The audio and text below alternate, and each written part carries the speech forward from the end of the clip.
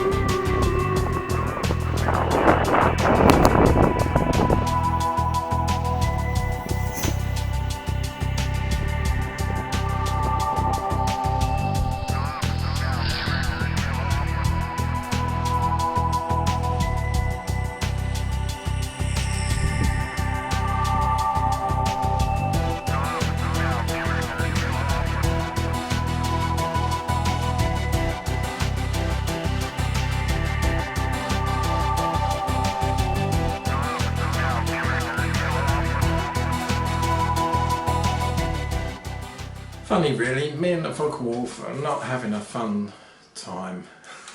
So mangled now, that tailplane definitely twisted. Now it was twisted, so I'm going to take the opportunity, since it also snapped around there as well as around the wing, I'm going to take the opportunity to try and straighten that up. And then I'll touch in the paint. This prop I lost twice over there when it hit the tree, and I went and found it in the tree, and then it landed hard and I wasn't trying to bring it down, I just gave up in those winds. It was very windy, up to 20 mile an hour winds. It's my own fault, isn't it? Still, I found that prop. I'm very lucky. I think I need to fly with a different prop. This is a rare sort of spinner, although the propeller blade is normal. Still, that's the thing with these little fammies. Look, I haven't painted it up yet, and that got damaged an hour ago. It's glued, and it was flying. Gotta love them. And luckily I didn't lose anything. Perhaps we are lucky. Now I've mixed black on white paint with a little bit of brown just to get the correct shade of grey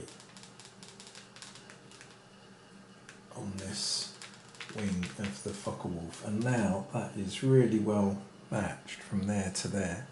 This part is a different colour, and you can see it's a different colour, so I'm just going to colour match that too. And also I put a very tiny amount of washing up liquid in there as well. Just helps the paint to stick and adhere. If I put this on, it's going to be very hard to see is actually a different shade of grey. So you're going to have to believe me when I say that it is. It is much more accurate now. And I stipple that paint on, like that. Brush it at first and then stipple it just to get the finish, so I haven't got lines of paint. It's gloss at the moment, it's wet. When it's dry it should look the same as the other colour. That is now pretty good colour match. While I'm repainting this aircraft, the red stripe on the side isn't very even. You can see even in this light there's blotches, so I'm painting it with acrylic red and making that a nice solid red. And now that's much nicer than that side, which is some of the other colours showing through it. The aeroplane crash actually meant that the fuselage broke here just in front of the tailplane. So I glued it with Araldite Rapid and epoxy glue. That didn't seem to attack the foam. And that gave me the opportunity to straighten it all up. 3.5 hours since the crash and it is all complete and ready. The other thing I've done is I've straightened up this aircraft so that the tailplane is completely level. It wasn't originally. Now it is level. Underneath I've matched all of the colours. So some of these areas are original paint and some of them are not. The greys on the upper surface. Nice finish. The dark and the light greys. The actual grey needed a little bit of brown added in with the white and the black I found. There are some signs of damage. If I get the light right, you can see the crack in the wing here. Also around here you can see where the tailplane cracked.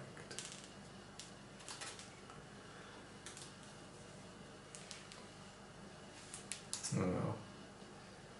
So it does have a couple of Frankenstein scars now, but this may have done it some good. The tailplane is now straight.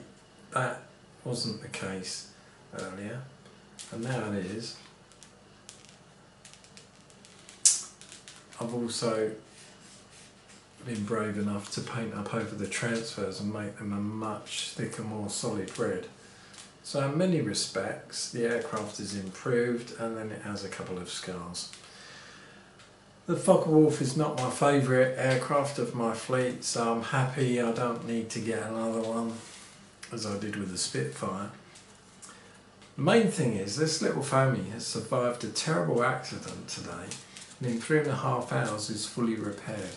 The wing crashed off, the tailplane was completely broken, only the servo arms are really holding it on. And now I've glued it fully with Araldite and Yoo-hoo, painted it up, and it looks pretty smart again. A couple of little scars, but really you can't complain considering what that plane has gone through. So that is impressive. 3.5 hours and it's fully airworthy again.